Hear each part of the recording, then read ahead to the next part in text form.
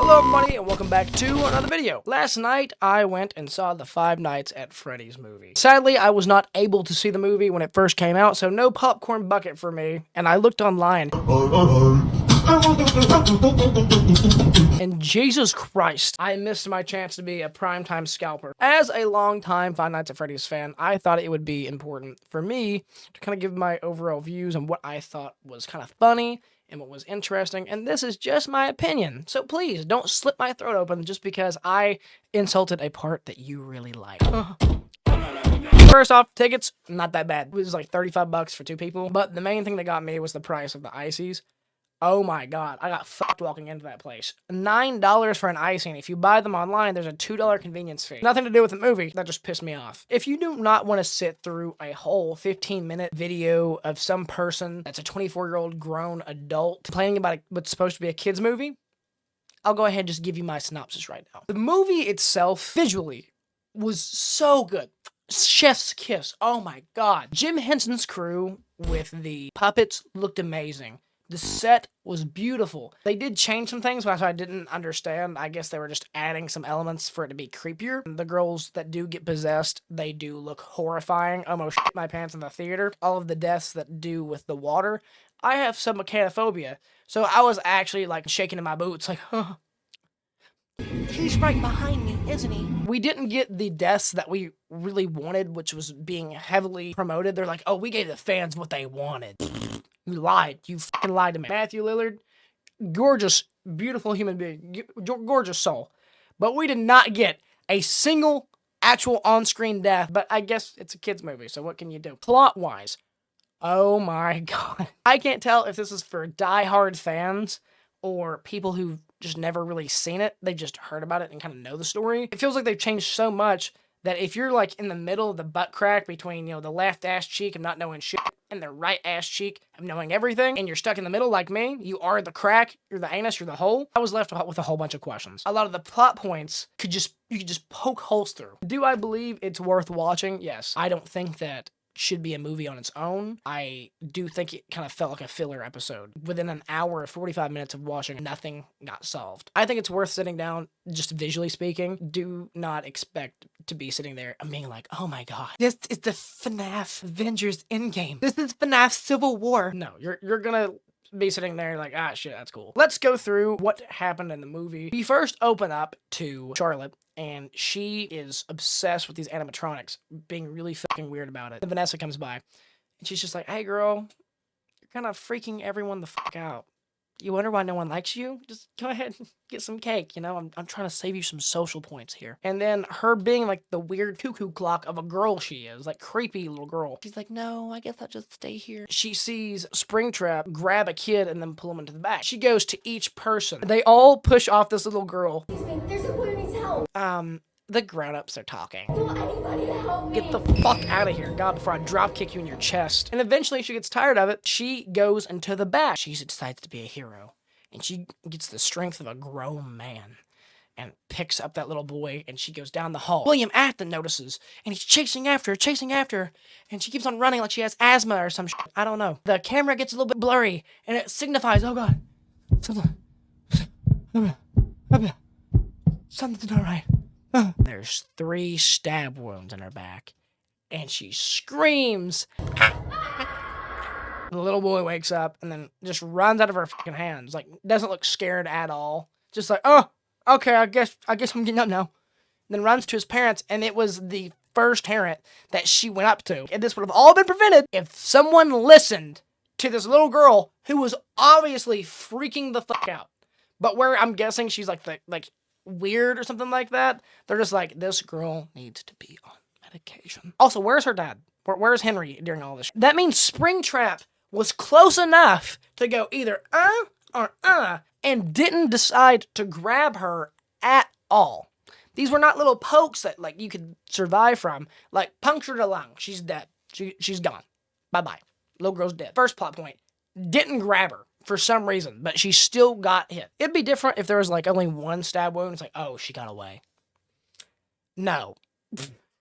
He let her go out. Falls, and then she gets caught by the marionette, and she dies in the marionette's arms, and that's how we know that she possesses the marionette. Okay, and this is when it's kind of cut to a whole bunch of different newspaper clippings. It's like, oh, did William Afton do it? Did Freddy Fazbear do it? It was her fault. It was her fault. Yeah, she died. It was a complete freak accident. And then William, it says like in one of the clips, it's just like, yeah, I offer my condolences to the family. Based on the Scooby-Doo level of ignorance in this fucking film, I could murder someone directly in front of the police station, and they'd be like, I didn't see shit. Hey, there's 3 stab wounds in the back of the girl. What happened, William? Where were you? Why does it matter where I was at? Do you know what happened and like why she has 3 stab wounds in her back? What 3 stab wounds in her back? What girl? My God, case dismissed, Mr. Afton. Oh my God, can I go ahead and suck your cock now? Yes, you may. Yes, you may. And then that's when we open up to, we see Abby and Mike, and that's when we learn that she's 11 years old, and it's been a year since the previous events happened through their back and forth, and she's just being weird about it. And she's like, hey, I really miss my friends. And that's when he gives like this bullshit response of just saying like, don't worry, I'll fix her. You're gonna get your friends back eventually, dog. I'll fix them personally. And that's when she goes to school. She's on the bus. Instead of being like traumatized by everything. First off, why the fuck isn't this girl in therapy? Why? Yeah. That's when Chica ripped his fucking head off. Oh, yeah? Yeah, I got the blood all over me. You want to see it? Oh, no. You want to sit next to me at lunch? Sure. You're my best friend. Oh, please get this bitch away from me. It kind of cuts to her being in a robotics class or like a science class where she wants to do robotics and she's trying to make a little miniature version of Chica. Why are they teaching robotics in an elementary school? She's 11 years old. But we learn quickly the science teacher is a cunt. Your aunt's in the psychiatric hospital? I said go fuck yourself, Abby. I said I didn't care. But also, by the way, you heard that this girl went through this crazy traumatic event. So apparently it's through the town. It's crazy throughout the town. And apparently the reason everyone knows is because the aunt in the last film who was trying to get custody of Abby was going crazy. Now she's committed. And Abby's not like oh, I should probably be quiet. Nah, I'm just going to go tell everybody. It's so good. It is so...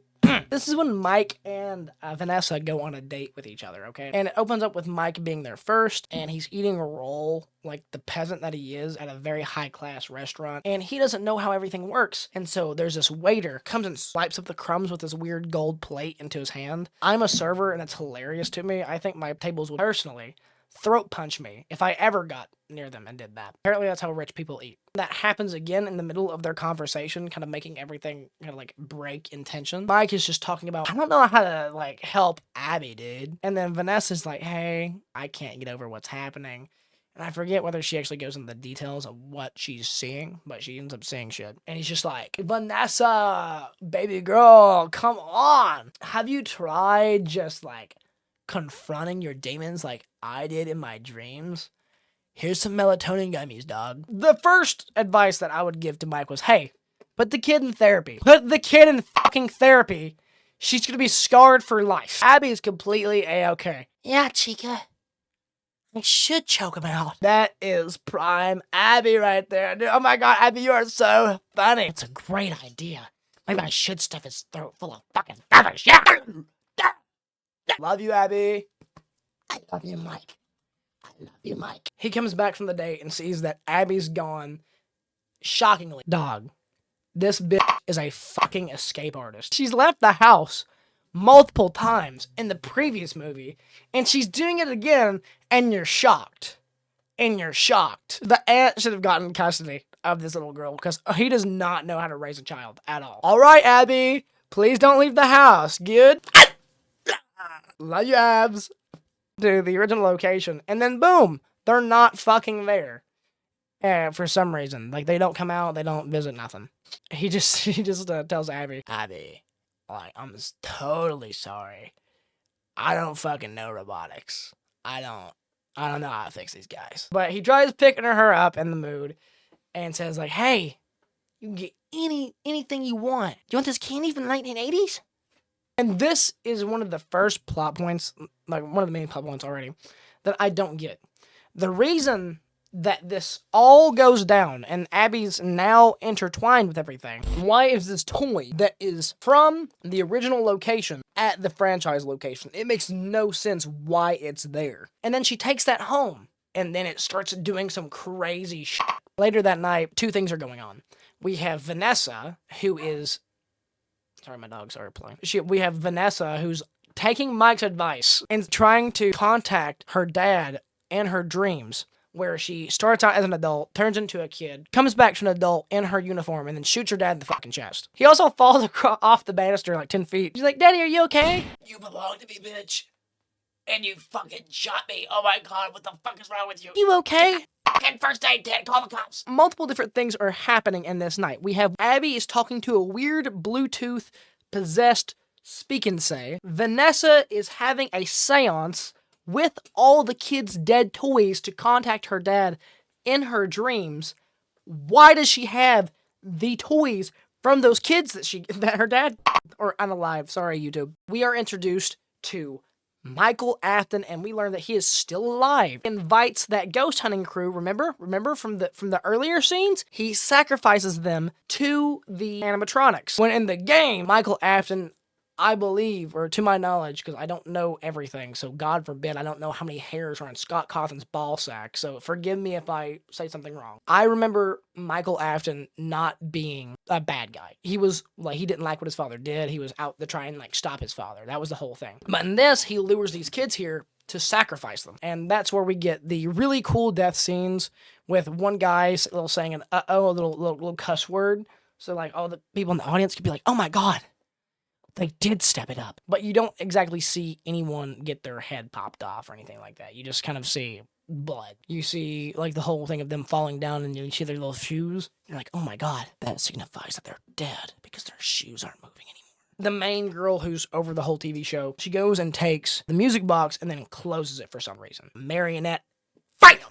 Yanks her ass. Possessed. Boom. We got crazy girl. Visually horrifying. It is gorgeous. Odd because Michael Afton is sacrificing these teenagers to these animatronics. Marionette controls the animatronics, and that's why they're killing people.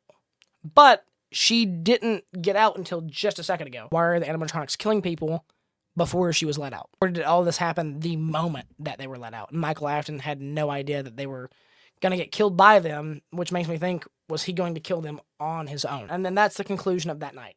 This is when we cut to Vanessa in a spin class. She starts seeing, like, Springtrap everywhere in her spin class, which makes her go into, like, a panic attack mode where she keeps on going crazy on that spin bike. Just, hey, you kind of need to calm it down there. You're going crazy. Shut the fuck up. She sees William Afton everywhere, so she's freaking out. Eventually, she stops. She goes to grab her stuff from her locker. Springtrap hand grabs her, and she pulls a gun on this guy, and it shows that, oh, it wasn't actually Springtrap. It was actually her, like, trainer. It's like, oh my God, are you okay? Fine. Fine. She just leaves. She just fucking leaves. Why is she not sedated? Put this bitch down. She makes a great cop. She has an itchy ass trigger finger. Yeah, I'm about to go back on the force. What the fuck was that? Sorry, that was my dog. Who was that? Who's talking to me? Daddy! Vanessa, hey. Oh God. What's going on? You're not gonna talk about what happened? Fine, Mike, I'm fine. Who the fuck? She goes back, talks to Mike, but she first talks to Abby. Shows her, like, drawing things of the boats and stuff like that. Hey, Mike.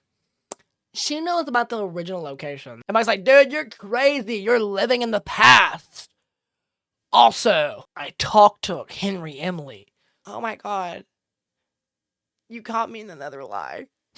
Could not tell the truth to save her life. Oh my God. Completely ignores what Vanessa said. Like, hey, she's sneaking out again. Abby is not sneaking out again. Right, Abby? I love you, Abby. See, Abby would never do that, Vanessa. You're crazy. And you're living in the past. Also, fucking lie to me again. I dare you. She's getting into more shit. I'm trying to move past this, Vanessa. Trying to move past this for Abby. See? She's trying to get over it right now, and you're making her act up. That night, Abby sneaks out, and it helps her build her new science project. Now we're at the science fair. How did you make that new science project? It looks awesome. Chica helped me, Daddy. Freddy did too. Your, like, little project over there, I wasn't gonna say anything, but it sucked ass. I don't know what tutorial you watched on YouTube, but it looks sick, Abby. Mike does not believe her about this new location. Now, Abby was sneaking out, so Vanessa just went straight there and brought her gun. I think we established in the first movie, that's just not how shit works. Yeah! Yeah! Hell no, man. What the fuck, man? Nothing happens. Boom! She gets kidnapped. And that's when she talks to Charlotte. I don't know how you got me trapped here, but I will find a way out. Oh my fucking god. Straight up tells her, but this is before she gets caught, by the way. Yeah, the way I got you caught here, it's called a perimeter lock. You didn't know that? Oh my god, you really are fucking stupid. Like, is there anything else you need to know? Charlotte, or now there's Vanessa, who's currently wrapped all the way up, and Abby's at the science fair, and then Mike's fucking off, I guess. I don't know. At the science fair, that same teacher is being a prick. He's like, oh, let me take it. Okay, let me go ahead and put it up here for you. And then crushes it. Like, just the biggest fake fall ever. I guess that it got broken. Well, it looks like shit anyways. Don't you dare put those little hexes on me, girl.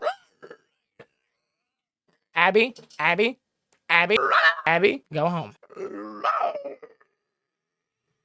She goes back to Chica and snitches. Vanessa's own life wasn't threatened at any point.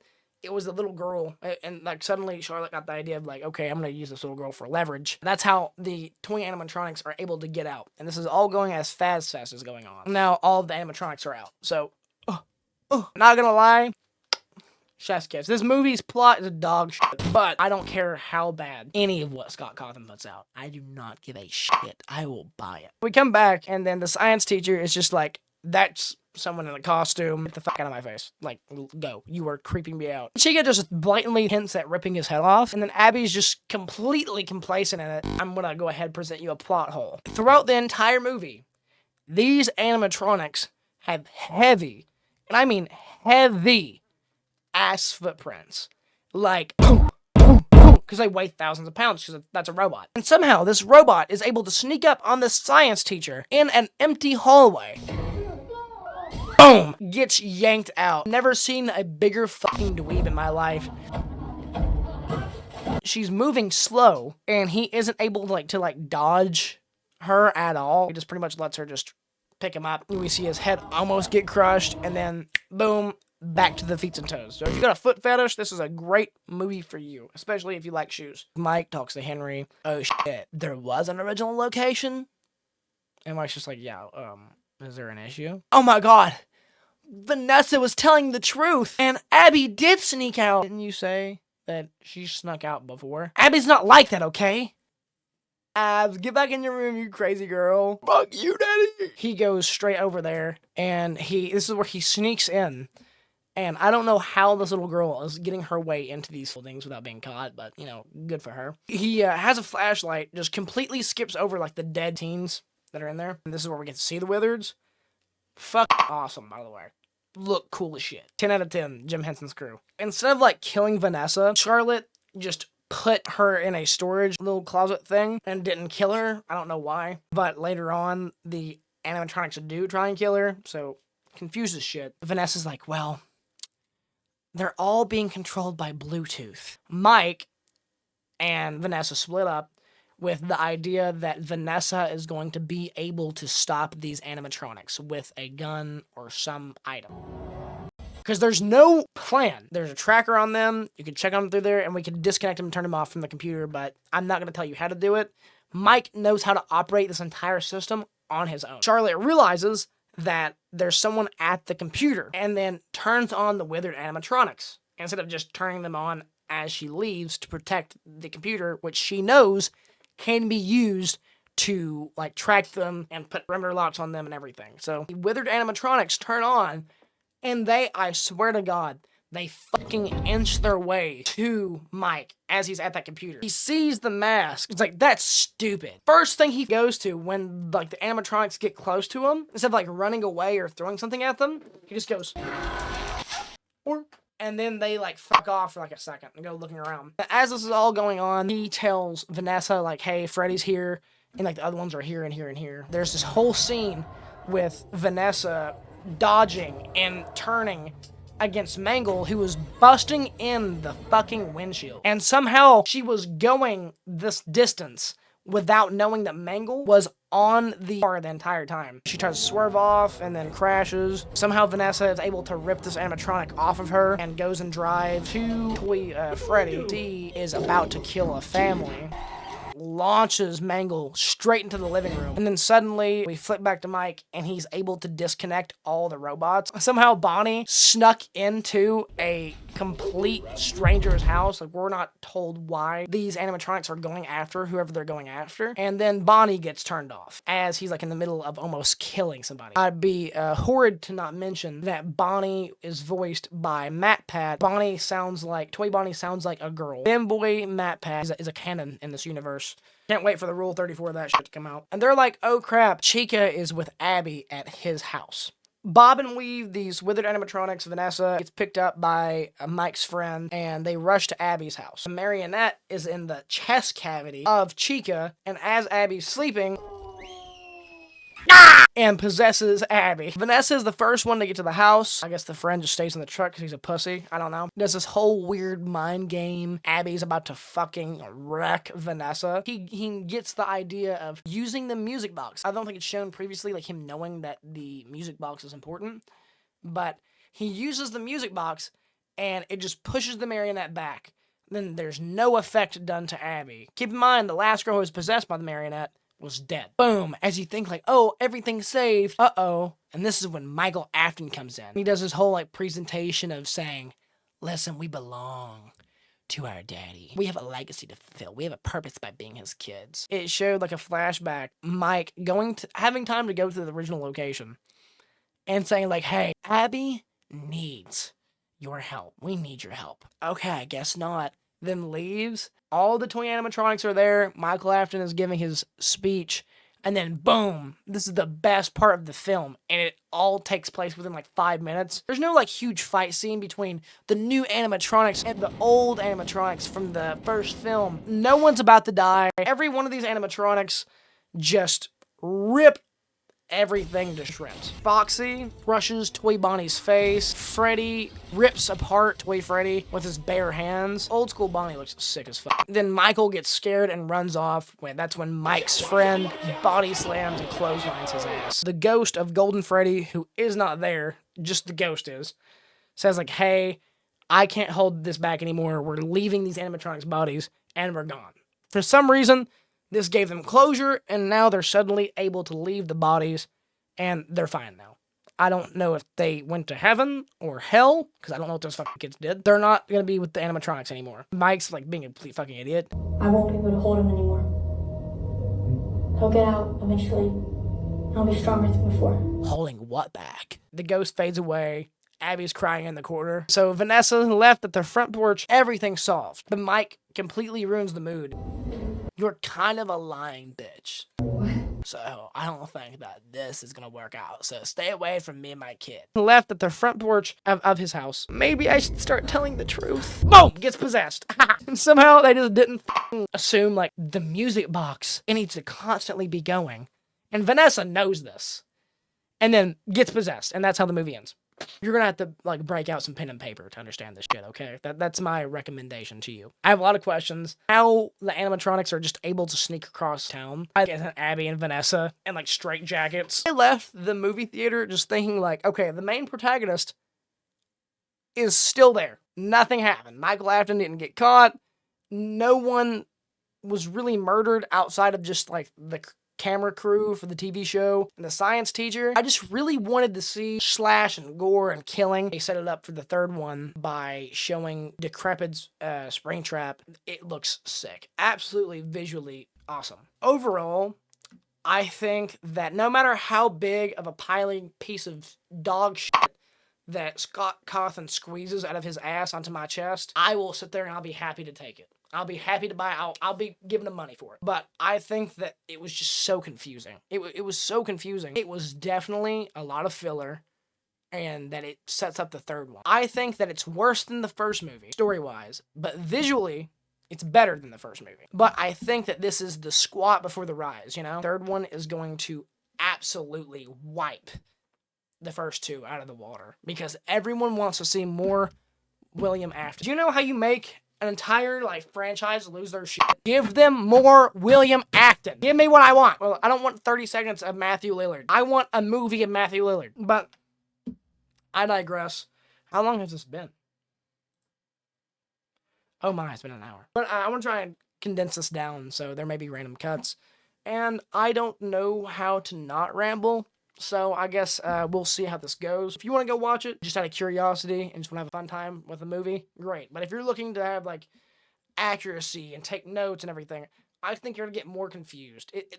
The story itself, along with like the plot of the books and the games and now movies, it's like Christmas lights, dude. Somehow it went from being this linear thing to being something like a spider web. If you want to understand it, good luck having a seizure. I suggest turn your brain off, go brain dead, and enjoy the movie. Scott Cawthon, please do not send anyone to, I don't know, snap my neck. Thank you for anything that you put out. I do not care. Just keep on making good toys. I don't care. I will buy anything, please. But with that being said, I hope you all have a great day, drive safe, and enjoy this ramble session I have. And I'll see you in the next one. Bye-bye!